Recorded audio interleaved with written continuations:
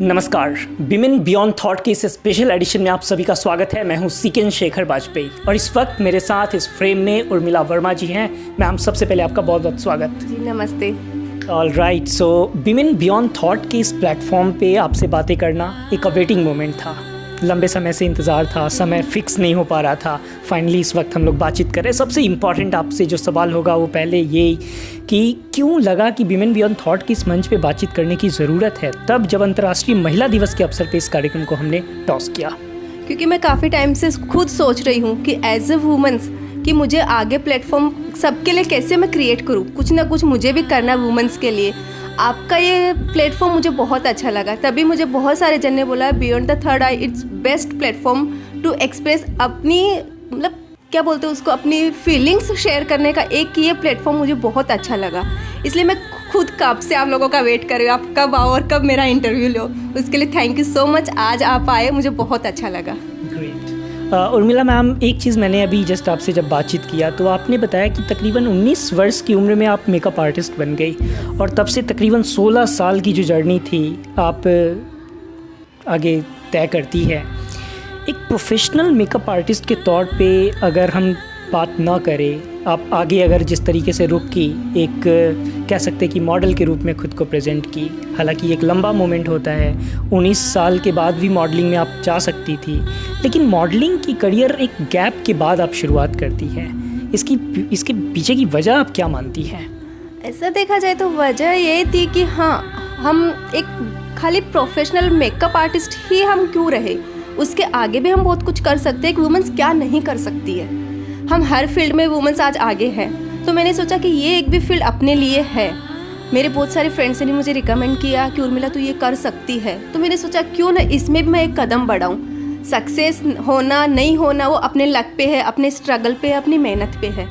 तो इसके लिए मैंने बहुत सारे फ्रेंड्स के बोलने पे मैंने ये फील्ड में आगे कदम बढ़ाया एंड भगवान की दया से एंड सब फ्रेंड्स के मतलब इतने सारे उन्होंने मुझे बोला, उसकी वजह से मैं आज ये फील्ड में काफ़ी सक्सेस भी हूँ और भी होना चाहती हूँ। मैं इतना नहीं बोलूँगी कि मैं सक्सेस हूँ, बट जहाँ जो मुझे एक्सपेक्टेशन था वहाँ तक मैं पहुँच गई हूँ।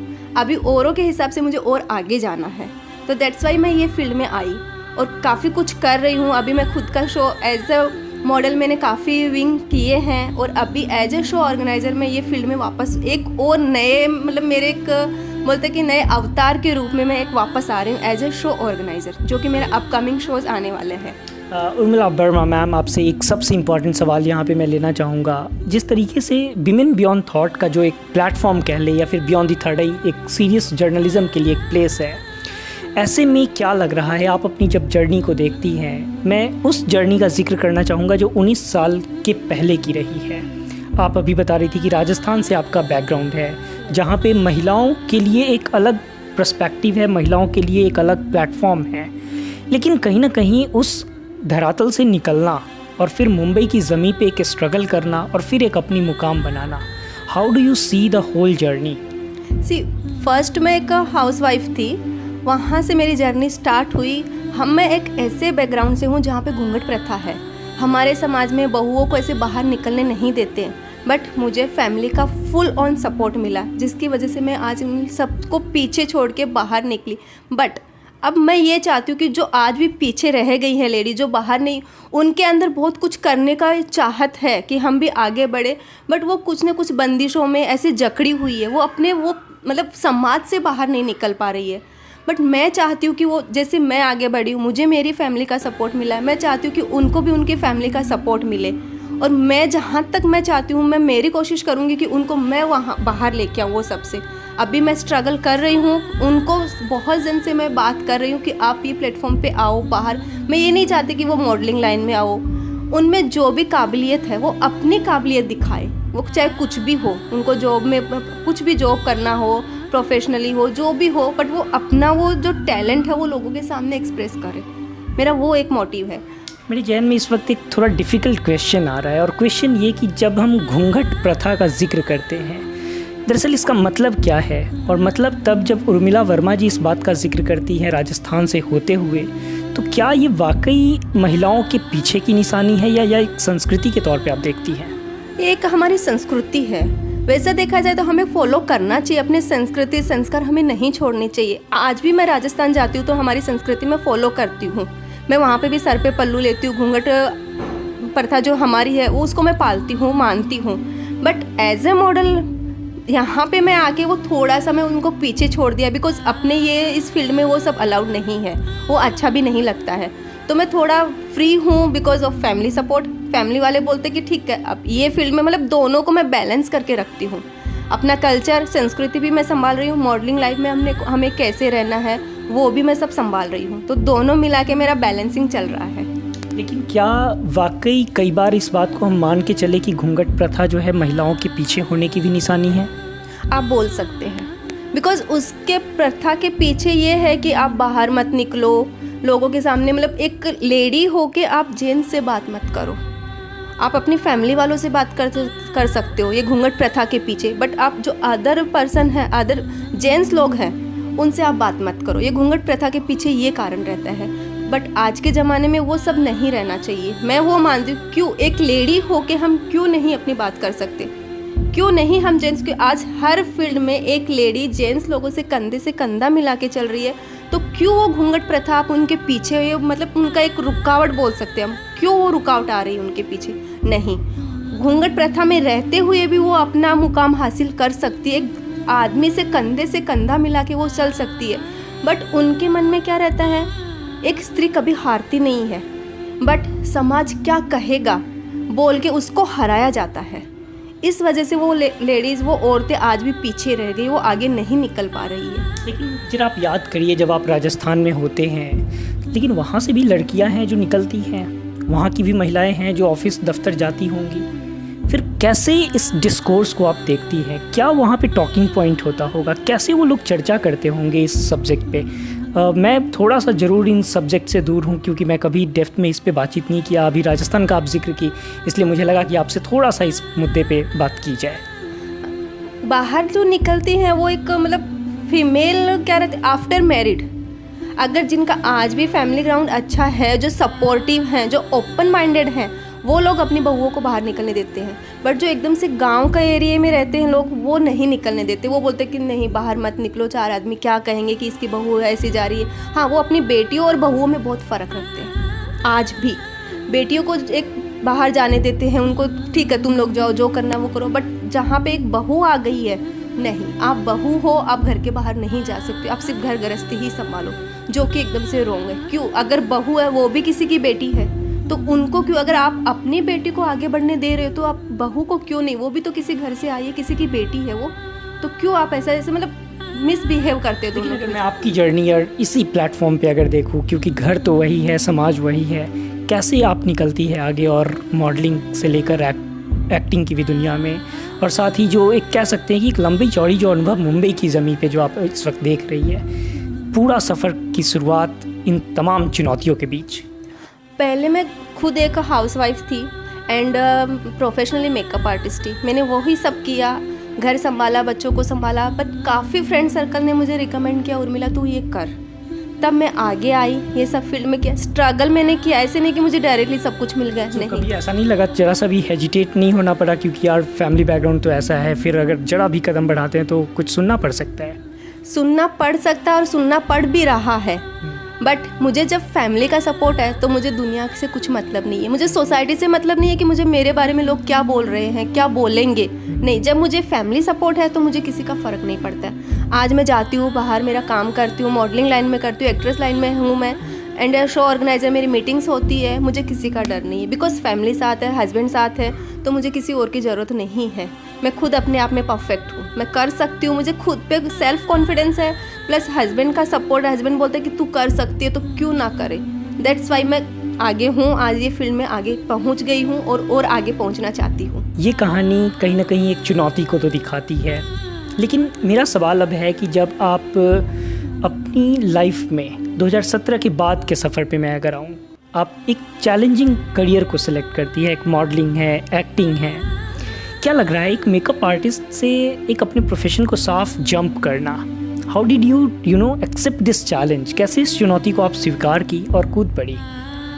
सोचा नहीं था कि मैं ये फील्ड में आऊँगी, कभी लाइफ में भी नहीं सोचा था। बट जब सबने रिकमेंड किया, क्योंकि मेकअप आर्टिस्ट से हमें बहुत कुछ सीखने को मिलता है। हम जगह जगह पे जाते हैं, लोगों से कांटेक्ट होते हैं कि लोग कैसे करते हैं, क्या करते हैं, तो हमें थोड़ा बहुत तो मिलता है कि हाँ भाई ये कर सकते तो हम क्यों नहीं कर सकते। क्योंकि एज ए मेकअप आर्टिस्ट जब मैं मॉडल्स लोगों का मेकअप करती थी तभी मुझे भी ये मन में थोड़ा कहीं ना कहीं आता था, ये मेकअप आर्टिस्ट होके हम ये फील्ड में क्यों नहीं जा सकते। हम जा सकते हैं क्योंकि बहुत सारी मॉडल्स हैं जो वहाँ पे पहुँची है, तो हम क्यों नहीं। फ्रेंड्स लोगों ने रिकमेंड किया तो मैं बोली कि ठीक है, मैं भी इसमें एक आजमाना चाहती थी। अगर सक्सेस हुई तो अच्छी बात है, नहीं हुई तो अपना जो मेकअप लाइन है वो है ही है।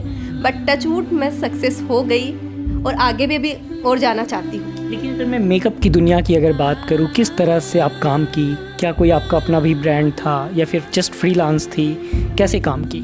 जी, मैं फ्रीलांसर थी। मैंने ऐसे अपने खुद का स्टूडियो वगैरह ओपन नहीं किया। पहले स्टार्टिंग से मैं घर से स्टार्ट किया मैंने, और धीरे धीरे जब नाम बढ़ने लगा, लोगों को ने रिकमेंड किया कि हमारे घर पे आके हमें सर्विस दो, तो मैंने धीरे धीरे फ्रीलांसर होके जैसे स्टूडियोज़ में जाके वैसे मैंने मेकअप स्टार्ट किया।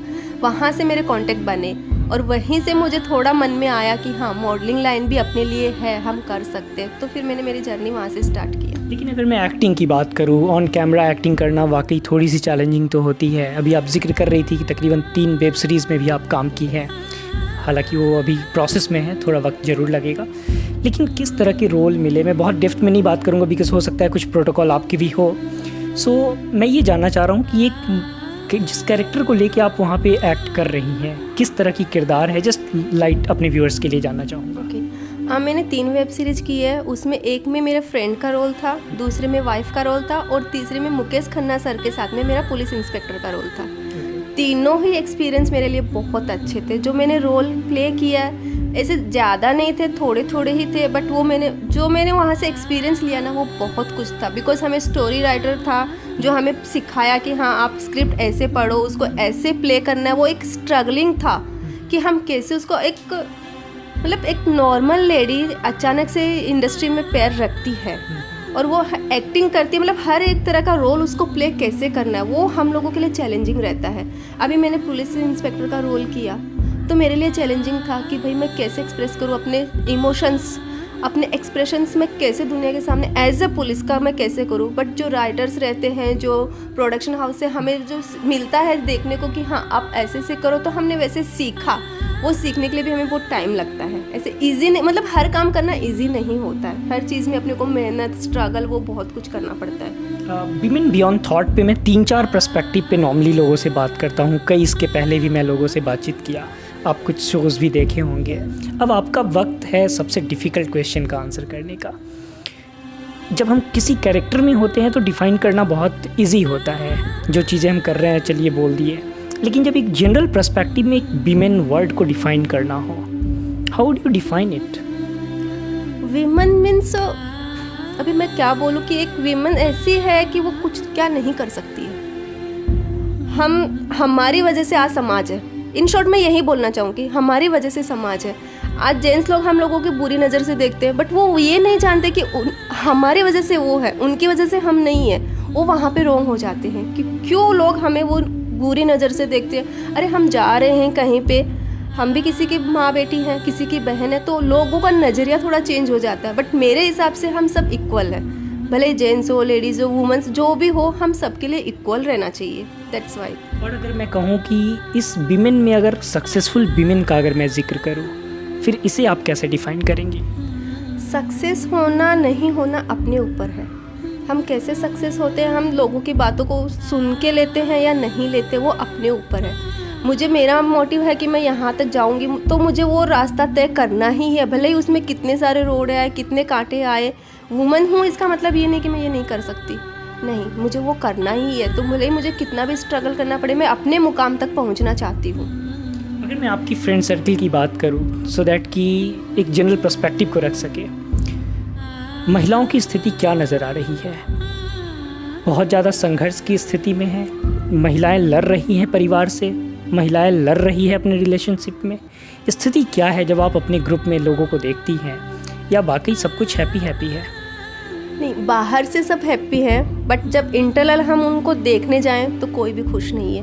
बिकॉज किसी को कुछ यू आर सेइंग कोई भी खुश नहीं है? यस, कोई भी वुमेन्स आज के टाइम पे खुश नहीं है। Because of family. और अगर यही सवाल अगर पुरुषों के संदर्भ में अगर देखे जाए तो क्या पुरुष खुश होंगे? मे बी नहीं, मेरे नज़रिए से देखे जाए तो वो भी नहीं खुश है।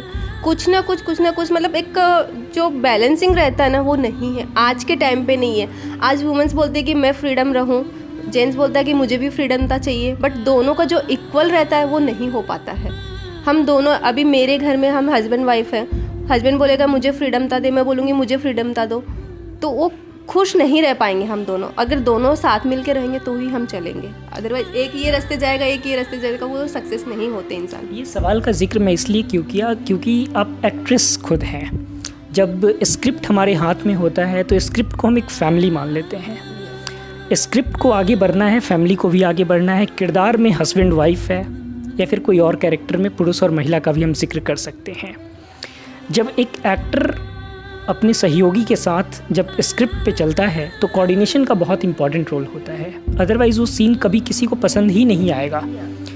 तो ऐसे में स्क्रिप्ट को जब आप देखती हैं तो फिल्में बनती है, जब फैमिली को देखती हैं तो मैं कह रहा हूँ कि एक सक्सेसफुल विमेन और एक सक्सेसफुल मेन की एक इमेज देखी जा सकती है। क्या कमी है जिस कमी की वजह से हम सक्सेसफुल एक फैमिली बिल्डअप करने में इस वक्त फेल्योर नज़र आ रहे हैं? फेलियर हम इसके लिए नज़र आ रहे हैं क्योंकि सपोर्ट, फैमिली का सपोर्ट रहेगा और जेंट्स लोग हमें सपोर्ट करेंगे तो हम आगे बढ़ेंगे। एक मतलब हम सोसाइटी का सपोर्ट की हमें ज़रूरत नहीं है, हम एक घर के फैमिली, जो हमारी घर से ही हमें जब सपोर्ट नहीं मिलेगा तो वुमेन्स आगे कैसे बढ़ेगी? तो क्या कहना चाहेंगी जिस शब्द का भी आप जिक्र की कि बहुत कम लोग हैं जो खुश हैं, शायद ही कोई है जो खुश है, कैसे अपने ग्रुप के महिलाओं को खास तौर पे संकेत देना चाहेंगी, कैसे वो खुद को बोल्ड करे सो दैट कि दे मस्ट बी हैप्पी? इतना ही बोलूँगी कि वो फ्री रहे, जो वो चाहती है वो करे। ठीक है, अपनी फैमिली संभालो, मैं ये नहीं बोलती कि वो अपनी फैमिली मत संभालो, आप अपनी फैमिली संभालो, बट उसके साथ साथ में वो जो करना चाहती है, उनके जो माइंड में है, जो उनमें टैलेंट है, वो तो लोगों को दिखाए एटलीस्ट।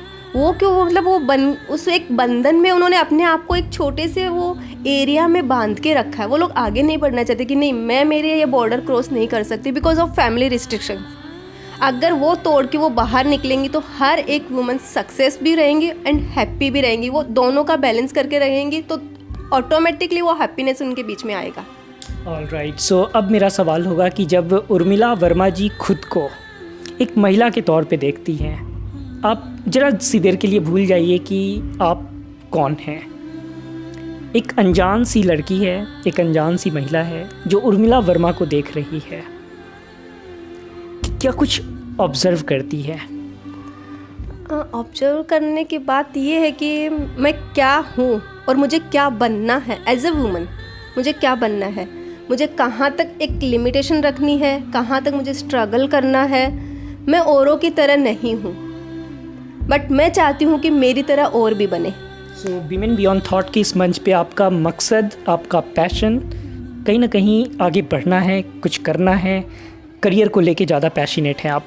यस, मैं बहुत हूँ, बट मैं यही चाहती हूँ कि इस प्लेटफॉर्म के थ्रू मैं दुनिया को बोलना चाहती हूँ कि क्यों आप घर के बंधनों में बंधे हो, बाहर निकलो, बाहर की दुनिया देखो, क्या है तुम्हारे लिए जो तुम सक्सेस होना चाहती हो। क्योंकि आज एक हर वुमेन्स को सेल्फ डिपेंड रहना बहुत ज़रूरी है। तो तुम अपना करियर बनाओ उसमें, जहाँ पे तुमको लगता है कि हाँ तुम ये कर सकती हो तो वो करो। तुम फैमिली सपोर्ट मिलेगा, अगर तुम चाहते हो कि मुझे ये चीज़ करनी है तो डेफिनेटली तुम्हें फैमिली सपोर्ट मिलेगा, अगर तुम बैलेंस बना के रखोगे तो। अब मैं आपसे जानना चाहूँगा, आप जिस किरदार में काम कर रही हैं, अभी आप इवेंट ऑर्गेनाइज़र के तौर पे भी नज़र आई। आपसे मेरा भी एक इंटरव्यू पहले हुआ था, मैंने अपने वेबसाइट पे पब्लिश किया था। कई थीम बेस्ड आप इवेंट शोज़ ऑर्गेनाइज़ की हैं इसके पहले। आने वाले टाइम में अगर आप सुपर पावर होती हैं, क्या बदलाव की उम्मीद करती हैं महिलाओं के लिए? क्या बदलाव की उम्मीद करना चाहेंगी इस कंट्री के लिए? जी, अभी मेरा जो अपकमिंग शो है वो भी एक इसी थीम पे है। कंसेप्ट मेरा है मी एंड मॉम, जो कि हम आज के इतनी अपनी बिजी शेड्यूल में बच्चे और मॉम सब अलग अलग हो गए हैं। बच्चे अपने लाइफ में बिजी हैं, मॉम्स अपनी लाइफ में बिजी। तो मेरा कंसेप्ट ये था मी एंड मॉम, कि बच्चे और माँ को मैं एक साथ में एक प्लेटफॉर्म पे उतारूँ, ताकि उनका जो बॉन्डिंग है वो मुझे देखने को मिले कि आज भी क्या बच्चे और मम्मी और बच्चों में वो बॉन्डिंग है कि अपनी अपनी ये लाइफ में वो लोग बिजी हो गए हैं। तो मेरा ये कॉन्सेप्ट ये है। इन फ्यूचर हम लोग बहुत सारे शोज़ करने चाहते हैं, जो मी एंड मॉम के अलावा और भी हमारे अलग अलग कॉन्सेप्ट, जैसे वुमेंस के लिए मिसिज़ रहा, मिसिज़ महाराष्ट्र, जो भी हम लोग थीम निकालेंगे वो वुमेंस के लिए ही रहेंगी मोस्टली। उनको एक प्लेटफॉर्म हम दे रहे हैं कि आप अपने एक्सप्रेशन हमें शेयर करो, हम अपना टैलेंट दिखाओ, तो वो हम उनको अपना प्लेटफॉर्म प्रोवाइड कर रहे हैं। अगर मैं आपसे पूछूं कि लाइक आज के दिनों में जो नॉर्मल लाइफ स्टाइल आपकी चल रही है, कैसे फैमिली को भी मैनेज करती है और कैसे इन तमाम चीज़ों पे जो आपकी करियर रिलेटेड चीज़ें हैं उसको आप मैनेज कर रही हैं? जी, मैं दोनों का बैलेंस बना के चलती हूँ। पहले तो मैं घर संभालती हूँ पहले, उसके बाद में मैं बाहर निकलती हूँ। आज भी बाहर जाती हूँ तो पहले घर को देख के फिर मैं बाहर निकलती हूँ। तो वो जो बैलेंसिंग रहता है वो ही मुझे आगे बढ़ाता है। बिकॉज़ कल को मैं घर का काम छोड़ के बाहर निकल जाऊंगी तो आगे जाके मुझे अलाउ नहीं होगा, बिकॉज़ घर फिर बच्चे रहते हैं घर में, तो वो थोड़ा प्रॉब्लम होता है। तो मैं दोनों का बैलेंस करके रखती हूँ।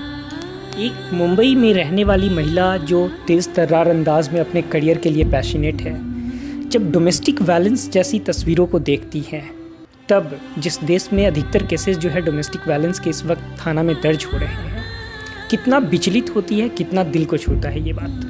जी, बहुत मैं पूरा ऐसे अंदर से मुझे वो रहता कि यार ऐसा क्यों हो रहा है, वुमेंस के साथ में ऐसा क्यों हो रहा है, आज एक जेंट्स के भी साथ में ऐसा क्यों नहीं हो रहा है? क्या वुमेंस इसके हकदार है? नहीं। ये किसने बनाया है वुमेंस को ऐसा? जेंट्स लोगों ने। तो मेरा वही है कि इसके लिए मैं बार बार बोलती हूँ कि वुमेंस को अपना अधिकार है कि वो बाहर निकले, अपने बोले वो कुछ, कि हम उनको जितना स्ट्रगल करना करें, बट अपने मन की बातें वो बाहर दुनिया के सामने बोले कि मैं क्या हूँ और मैं क्या कर सकती हूँ। वो समाज के सामने अपना बातें वो आगे निकाले, आगे बढ़े। अभी मैं किन्हीं का इंटरव्यू कर रहा था तो उन्होंने कहा कि अगर महिलाएं अपने पैरों पे खड़ी हो जाती है तो डोमेस्टिक वायलेंस की जो केसेस है वो कम जाएगी। आपका क्या मानना है? ऑफ कोर्स जाएगी, बिकॉज उनको समझ में आएगा कि हम क्या कर रहे हैं, क्या नहीं कर रहे हैं। अपने पैरों पे खड़े रहेंगे तो अपने डिसीजंस खुद ले सकते हैं। हमें क्या करना है, क्या नहीं करना है, वो हमें पता है। फिर हम किसी के अंडर में नहीं रहेंगे। That's why.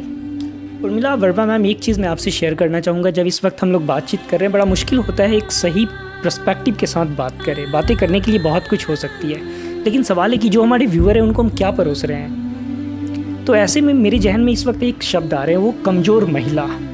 यकीनन महिला के सामने कमज़ोर लगाना ये अपने आप में हिम्मत की बात है। जो मैं कर रहा हूँ, एक चैलेंज ले रहा हूँ, बहुत से लोग स्वीकार नहीं करेंगे, लेकिन स्थिति तो है।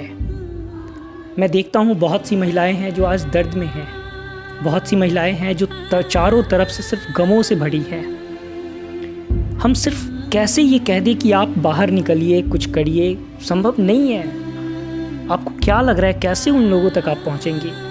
जी, सबसे पहले तो मैं उनको देखूंगी कि उनको उनके एक्चुअल प्रॉब्लम हम जानना चाहेंगे कि उनको एक्चुअल प्रॉब्लम क्या है, वो किस वजह से अंदर अंदर घुट रही है। जब हमें रीज़न पता चलेगा तब हम उनको शॉर्ट आउट करने की कोशिश करेंगे। मेरे अभी तक कांटेक्ट में ऐसी कोई महिला, कोई लेडीज़ नहीं है जो अंदर ही अंदर घुट रही है। जो है वो मुझे सामने एक्सप्रेस करती है कि हाँ, मुझे ऐसी ऐसी प्रॉब्लम है। हाँ, ऐसी बहुत भी है, मैं ये नहीं बोलती कि नहीं है, बट उनको हक है बोलने का, समाज के सामने बोलने का कि मुझे ये प्रॉब्लम है, मुझे बाहर निकलना है, तो वो निकल सकती हैं। कमज़ोर नहीं। आपके नज़रिया से अगर मैं विमेन एम्पावरमेंट अगर शब्द को एक साथ इस्तेमाल करूं, कैसे महिलाओं को इस वक्त पावरफुल बनाने की ज़रूरत है, क्या कुछ एडवाइस देना चाहेंगी?